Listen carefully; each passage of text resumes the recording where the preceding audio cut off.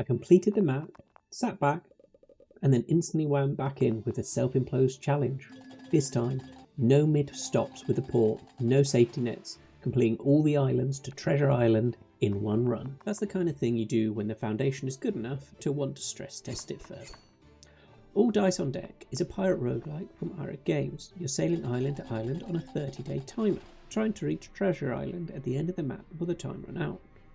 Each island is a dice roll. Phase 1.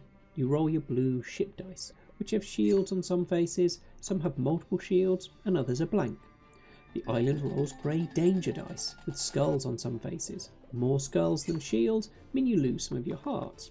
Phase 2. You roll the reward dice for gold, each face giving a different amount. The gold funds everything that comes next. The tension is the decision at every island. Do you keep pushing forward and risk the next roll, or do you turn back to port?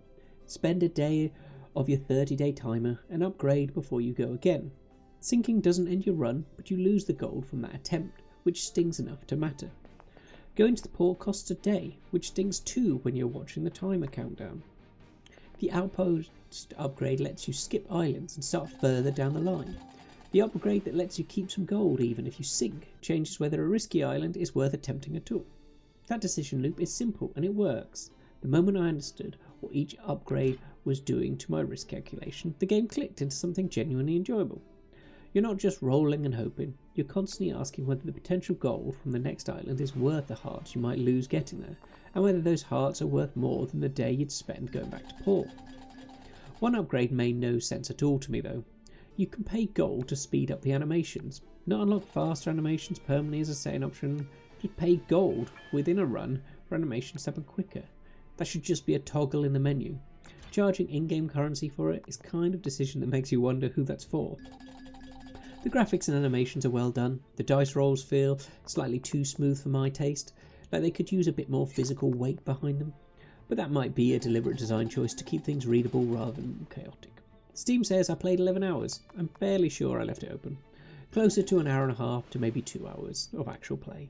I completed the map in under 30 minutes on my first run, then went back and restricted myself to no outposts, no port stops.